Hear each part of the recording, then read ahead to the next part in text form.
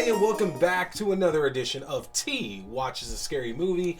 I'm T, and of course, we're talking scary movies. I appreciate you tuning in for another brand new episode. Remember, new episodes go up every Wednesday night at 8:30 p.m. Mountain Standard Time. You can catch the video version on the YouTube page. That's youtube.com/C/Theron Reynolds Scary Movie. Again, that's youtube.com/C/Theron Reynolds Scary Movie.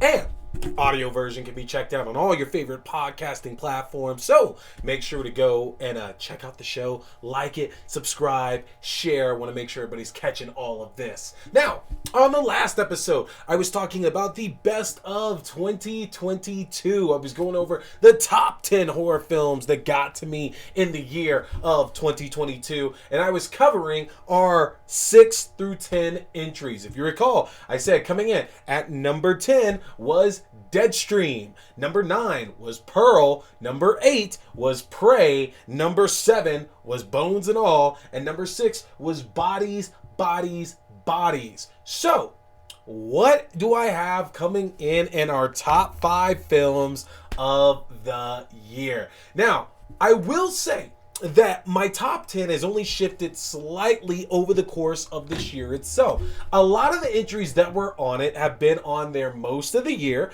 and I got sad that some of these got shifted out as time went on. Not because there weren't better movies that came out, but just it was crazy to think that we had just so many amazing films coming out, and I felt sad that some of my favorites really got shifted out of that way. So, we're not going to waste any time. We're just going to jump right back into it. Coming in at number 5. Coming in at number 5 was We're All Going to the World's Fair.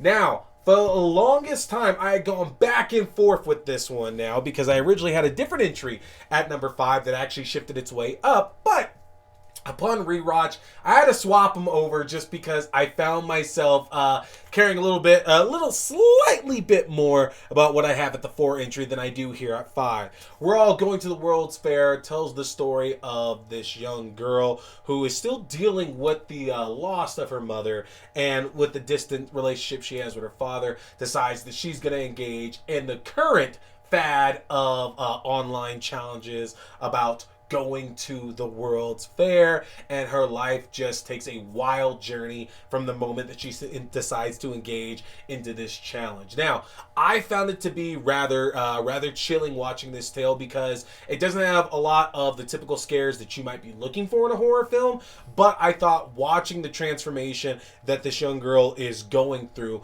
whether it's something that is actually happening to her, whether it's something that she's doing to herself, it's everybody's own interpretation. Obviously, I think that's kind of the way that you watch this, but I do feel that either way, no matter which way you choose to go from, it's a very captivating transformation over the course of this film. And I found myself getting unnerved by it multiple times while watching this film, because I watched it a number of times. I actually had my friend Ben Schatzel on to talk about this film back last fall, which we had a great time just dissecting it over and over. It's a terrific tale that has a lot of messages in it, and you know, the director and writer Jane Schoenbaum has talked a lot about how it's directly talking about trans lives, basically, and how that's the interpretation that should be gathered from it. And I think you can absolutely very much see where they're coming from with saying that is the message that's supposed to be coming across with it, with again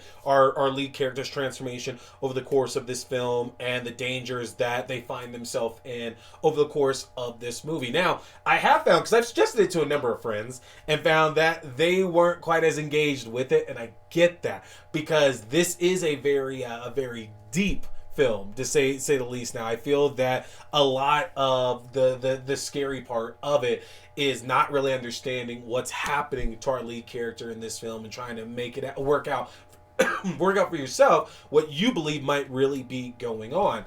Either way, it's available on HBO Max for you to check out. Absolutely catch this one, because this one was in my top 3 for a while, but again, we just had some really strong entries hitting in the later part of the year, so I got shuffled out. Again, that's We're All Going to the World's Fair. Coming in at number 4, it is Jordan Peele's latest masterpiece, Nope. Man, folks, Jordan Peele. Jordan Peele has just been one of our best new filmmakers we have had since the year 2000. I think it's hard for somebody to come onto the scene and make such high profile films that continue to not only raise the stakes, but still continue to engage your audiences, make them scared, make them laugh, invoke all the gambit of emotions. And not only that, but just do something completely different each and every time. Because from Get Out to Us to Nope, these three films are just vastly different in the kind of horror that Jordan Peele has chosen to bring to us. And you can see his influences in each film changing, and Nope is no different. And considering these kind of very intimate stories that Jordan Peele chooses to tell about his characters in his film, Nope kind of hit really, really hard, honestly, because it tells the story of this family that's looking for a way to get by after the loss of their patriarch, and trying to find a way that works for one sibling that doesn't necessarily work for another sibling. And while they're trying to reconcile the way that things should be run, they're in the midst of dealing with an invader of sorts. And there's all different kinds of invaders when I say that, because it's not necessarily just the one that you might be thinking when I say that word. This film tells quite a lot about different invaders coming in and causing problems to our lead characters' lives. And it does get downright disgusting and gruesome as we see what happens to quite a large number of people throughout this film. But it's also very fascinating because I think it's a different take on an invader type storyline from what we've ever kind of seen before, and definitely a different way for them to be portrayed. And just like he's done with his other films, Nope, not like M. Night Shyamalan, because I do like M. Night Shyamalan films, but Jordan Peele definitely sets the film up going one specific way, or one way that we might interpret it as, and then, a little bit more than halfway through, suddenly there's just this large shift, and it becomes something completely different. And I know that a lot of people that I spoke to that saw even Us weren't able to stick around with that, as they kind of started to realize what Us was truly about. And I think Nope might be a little bit more their speed, honestly. And again, I talk about influences, but for those who truly are big Jordan Peele fans, and I can even admit it, that I missed some things upon my watch in theaters that I caught catching back watching at home, you're gonna find a lot of things, especially those Akira references in there, to bring a big smile to your face. And that's one of the greatest things here about Nope, is that I feel that every time you watch it, you peel back just yet another layer of things that are going on in the story. And that's something that has happened with all three of Jordan Peele's films so far. And it helps that Daniel Kaluuya and Keke Palmer are amazing leads. You absolutely love to watch these two. We've been watching, it's funny, we've been watching Keke Palmer for decades at this point, and Daniel Kaluuya not as long as this point, but still, he was in Get Out, and absolutely fantastic in that film. But Keke Palmer, though, is really showing up here as entering this like new phase of her career, to where she's absolutely a leading lady, and absolutely somebody who, especially in horror, can hold it down the right way. So I'm excited to see what's in the future, not just for Jordan Peele, but I really want to see Keke Palmer do more horror, honestly, because she is perfect for that world. She is absolutely perfect for that world. So that brings us to number 3, which is gonna be The Black Phone. The Black Phone. Now, this is a movie, I'm sure you've seen the trailers at this point, about a person who goes around abducting children, and it doesn't end too well for them. We've seen the posters, we've seen the trailers about Ethan Hawke and these various devil-looking masks. And again, it's another film on this list to where we're left really to be scared by what we're interpreting and what we can visualize for ourselves, because the Black Phone definitely takes the less is more approach and lets your own mind kind of put together what has happened with all of these victims that the grabber, as he's called, has abducted throughout the course of time. And there's a bit of a personal connection to it because the Black Phone is set in Colorado, which is where I reside. And it's funny because I talked about it in my review, to where none of the film was actually shot in Colorado, but damn it if it doesn't look like a Colorado neighborhood, because I've lived here for 20 years at this point, and my lord, it absolutely looks like it. But I think the grabber is a fantastic villain. Ethan Hawke doesn't get that many chances to play the kind of like evil, dark role that he played in this, and when he does an amazing job. Now, I can't just talk about Ethan Hawke, because Ethan Hawke was not the only one in this film, and the cast of this was phenomenal, absolutely phenomenal here. Whether it was our lead character Finney, played by Mason Thames, who does this wonderful job throughout the film, showing Finney kind of grow into a more capable young man, because we kind of see earlier on and throughout the film that Finney is still very much reserved and not meek, but he's a bit on the timid side. And if he's going to survive this ordeal, he has to learn and he has to bring on a lot of these characteristics from all these other kids that he learns about while he's trapped by the grabber, to become something different, to basically do a little bit of growing up. And in that sense, it is a bit of a coming of age tale, which is kind of interesting, because the story itself was written by Joe Hill, who is the son of Stephen King, and who wrote Stand By Me. And there's a lot of parallels in here, I think, to the Black Phone and Stand By Me. But I would be amiss to not mention Madeline McGraw, who played Finney's sister Gwen, who is absolutely the standout of this film.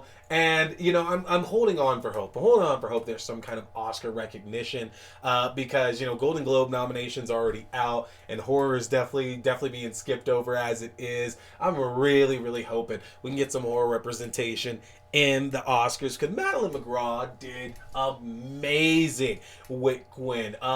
Being a girl who's wise beyond her years, who's there to stick up and defend her older brother, while out and about and their normal lives. But back at home, you see that she deals with her own abduction, her own being held captive by her father, and just has the talents beyond her years. Absolutely phenomenal actress. But this is one you definitely need to check out.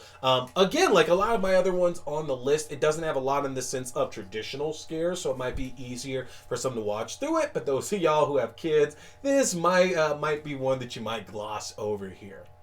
Now, that leaves us at the 1 and the 2 spot, and we're just gonna jump right to it. Number 2 is a recent one, a real recent one, and that is The Menu. Oh, I fought with myself about this, trying to decide what was going to take that top spot, and The Menu was right there. And we'll talk about the reason why number 1 kept that here in just a moment, but The Menu is so incredibly witty. It's hilarious. It's also absolutely terrifying. And Anya Taylor-Joy is just a fantastic lead, who in her numerous roles across the years just continues to build this wonderful screen presence.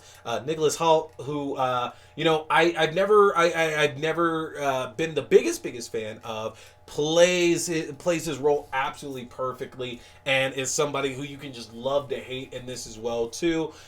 Ray Fiennes as our quote unquote villain in the film as well, does a great job of conveying just the disdain and the apathy, and also just the heartbreak that this character has built up over the course of their life to lead them to this moment and this night that the menu takes place. It's a fantastic character piece, and it's actually something that's going to leave you rather hungry as well too. And when putting this list together, I had to realize that, nothing had hit me as hard as the menu really did. Like, it is some of the smartest writing that was on the screen all of last year, and something that I know that just won't lose that edge anytime that you see it, because I have watched it a couple times at this point, and it was still very snappy each and every single time I was watching this movie. It's a fantastic watch. It's an absolutely loving, enjoyable watch, and the great thing is that it hits HBO Max on January 3rd, so you don't really have to wait that long to actually catch it yourself. And it's funny because the course, it's funny because it's a movie about a restaurant. But throughout the course of this film, we get to see a number of different meals that are prepared for all these guests who arrive at this island, only to find out that this meal is not the only thing that they're paying for tonight, and they're going to pay for it with their lives. These courses that they show us each time they prepare something, they give us all the ingredients. It's like, man, this film is designed to hit you on a bunch of different levels, because also, don't be shocked if a number of people try to go and recreate a number of these dishes that they prepare throughout the film. But there's a lot that this movie is definitely trying to say about, for sure, about social media culture out there, but as well about taking enjoyment in something that you love and just enjoying it to enjoy it and not let it be bastardized by all of these other things. And it's saying quite a lot, and that's not the only message. There's so many things going across it. You can check my review out to see some of the things I'm talking about, but I do feel that this is one that you'll get a different interpretation of every single time that you watch this movie. So you definitely don't want to miss this one. Catch that on HBO Max. And that brings us to the number one film of the year. You haven't heard it in the top 10 list so far, so you probably have a guess as to what this is going to be, because I've been singing its praises all year. I am talking about Ty West's X. Oh my Lord. I remember seeing the trailer forever ago before the movie came out, and I wasn't too sure about it because I honestly, and I've admitted this before, I was in a bit of a jaded mind space where I was like, no, I'm not going to see anything new. I'm just going to see franchise films. And over the last year and a half, I've really tried to break that and make sure I'm seeing a lot more, because I really love horror and I really want to dive more into horror, and I had that problem for the longest time. And even though X is now a franchise, like that whole thing's a franchise now, at the time it wasn't. And seeing it blew me away. A group of pornographers go down to shoot will hopefully be a groundbreaking new video to usher in the new world of porn, and unfortunately they find out that they have more to worry about than how the world is going to accept their cutting edge video. To say more would really take away from the shock value of it. And there is a prequel that we've talked about on this list called Pearl, which will give you a slight bit of insight of what to expect here on X. But it's really the story of Maxine, who doesn't want to have this ordinary life and is looking for something bigger and better out of the world itself, and is willing to do whatever it takes to get that. Very, very similar to the lead of the prequel, Pearl. Only in this case here, Maxine is not going about it the same way Pearl has. At least not yet, she's not. We'll find out in the third movie, Maxine. But between the outlandish, gory kills that were in here, between the parallels to a lot of older horror films that we've seen, whether it be, Texas Chainsaw Massacre, or whether it be Halloween or anything like that, between the fact that these characters, honestly, some might look down on what they do, they all have good reasoning for the reasons why they're involved. There's so much about this film that just had me drawn in for every single second of it. And I don't know about anybody else, but even with some of my favorite films, there's parts that you might not enjoy. Like, you might only watch the first half of the film or the second half of the film. Like Terminator 2, I use as a great example. I absolutely love Terminator 2, but I kind of check out after the heist at Cyberdyne and Miles Dixon like blows up the entire place. That's kind of when I'm done with the film, honestly. The T-1000 fight was cool to me as a kid. It didn't hit as hard as I got older, so like I'm kind of done with the movie at that point. And I have a number of other examples, but I'm sure I don't know if anybody's like that to me. But even some of the movies on my top list, you know, I might not necessarily need to watch the entire thing. And X is one that anytime I've seen it on TV, I have to go and watch the entire film because the whole thing is just such a absolute trip. Like, I love the buildup, knowing that like the tension just keeps rising and rising and rising and rising. And the first time that you see it, you have no idea at all where this is planning on going, and it just hits you like a bag of bricks when that first kill goes down. And it doesn't really stop because that first kill is incredibly gory and incredibly brutal, and each one after that just seems to continue it on and on and on. And it's mean. It's a very, very mean film, but that's kind of like the story that Ty West is trying to tell with this, that life isn't fair to a number of these people, and that some people get things that they don't feel that they rightfully deserve. It still hits me. It's one that I love watching to death. It's absolutely phenomenal, and I cannot suggest it enough, folks. You need to check out my absolute favorite horror film, the best horror film of 2022. I say favorite, not my favorite of all time, my favorite of 2022, but the best horror film of 2022 is X, bar none. And the menu got close. The menu got really, really close. I really had to fight with myself to figure out which one was going to take it, but X takes the cake, y'all. X takes that cake. So, that's it. That's my top 10 of 2022. What have you seen out of these movies that I've listed? Did you like them all? Did you hate them all? I know some of these are going to divide a lot of you. I want you to tell me in the comments here if you managed to see all 10 of these films and where you would rank them. Tell me what your top 10 were as well, folks, because those are the things that I want to know. That's going to do it for me, though, y'all. Make sure to go back and check out part 1 of this episode so you can find out what entries 6 through 10 was. And I'll catch you on the next episode. Boy here is a big fan of Fangoria. So, if you want to check out the world's best horror magazine that's out there, get a chance to get yourself your own subscription, which I just got my first one back in 2022, and I don't regret it for a second. But if you want your own Fangoria subscription, or you like the Fangoria merchandise, then head over to the Fangoria shop and use my link if you want to save yourself some money, folks. That's an easy one to remember. Just go to shop.fangoria.com/AXDEW. Again, that's shop.fangoria.com/AXDEW, or use my specific code AXDEW at checkout. You can save 20% off your entire order, and that implies 2 subscription and one-time orders as well. You don't want to miss out, folks, because with the magnitude of horror movies we've had released in the last few years, and with what we have on the horizon, Fangoria is going to be your #1 source for all that great, juicy, bloody information in the world of horror. So again, head to shop.fangoria.com. Hey there, folks! Thanks for tuning in to T-Watch This Scary Movie. I appreciate you checking out another review or movie news, whether we're talking movies, TV shows, books, or games, whatever, it's all scary. Remember, you can check out new episodes every Wednesday night at 8:30 p.m. Mountain Standard Time on the YouTube page for video. That's youtube.com/C/Theron Reynolds Scary Movie. Again, youtube.com/C/Theron Reynolds Scary Movie. And you can check out the audio version on all your favorite podcasting platforms. Just search T Watch the Scary Movie or TWASM. Don't forget, my name is T. We've been talking scary movies. Stay scared.